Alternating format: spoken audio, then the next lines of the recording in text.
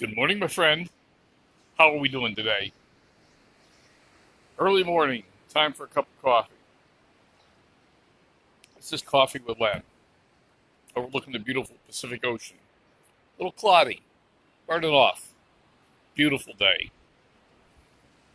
I asked the question, what's your paradigm? Do you even know what a paradigm is?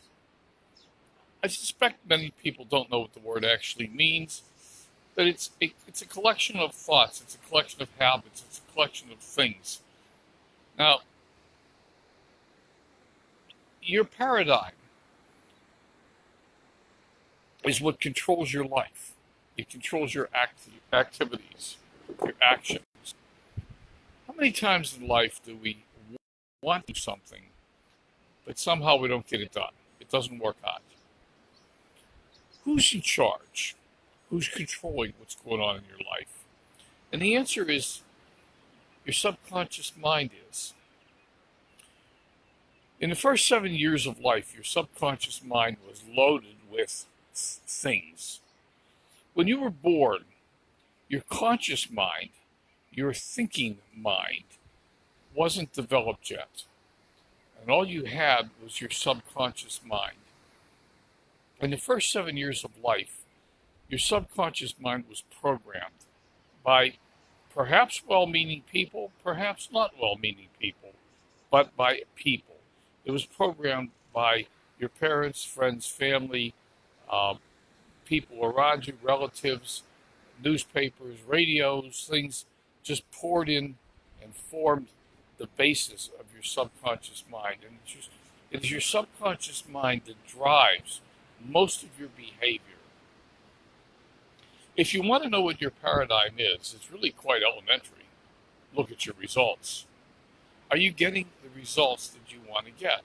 And if you're not, it's because your subconscious mind is producing the results that you are getting. Now, your conscious mind, your thinking mind, may want something different. Let's take money, for example. Your conscious mind may be saying, I want to be a millionaire. But your subconscious mind is saying, I'm poor. I don't have enough money. I'm broke.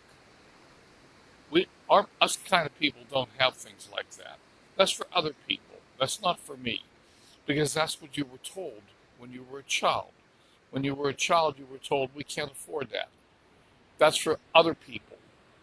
Or maybe you were told that people that have that kind of money have to do something shady to get it, because normal folks like us, we don't have that kind of money. Maybe you were told all those silly things about money, and you're still carrying that stuff around in your subconscious mind. That's your paradigm. And in order for you to get what you want, what your conscious mind is saying you want, which is to have money, to be richer, to have more, to be a millionaire, whatever, in order to get there, you've got to change the program. You have to reprogram the subconscious mind. And you have to envision yourself being what you want to become in order for you to get to what you want to become. Does that make sense? And by the way, a lot of this comes from Bob Proctor. This is my sort of interpretation of Bob Proctor's teaching. Bob's been studying this stuff for 50 years, and I'm taking a course from Bob Proctor right now, so you're going to hear more about Bob Proctor in the days ahead. But nevertheless, I'm beginning to really fully understand the whole concept of reprogramming our subconscious mind, our paradigms, and how these things are in control, and they are producing the result that we're getting, good, bad, or indifferent. So if you don't like your results, you got to go reprogram your subconscious mind, because it's in charge. All right, my friends, this is Friday. I hope you're going to have a wonderful day. If you belong to the Thank God It's Friday Club, maybe you should rethink that. I have something for you. Would you like me to help you change your financial and personal life? And if you would like help, I'm here for you. Just ask me. Just tell me you need help. I'm here for you. All right, my friends? You have a wonderful day. Have a wonderful weekend. Remember, be compassionate. The world needs a whole lot more of that. And while I'm out here, there's a young lady in, I forget what state it is. Was even in, Maddie Bell, who's been missing since Sunday. 18-year-old young lady disappeared from a church parking lot.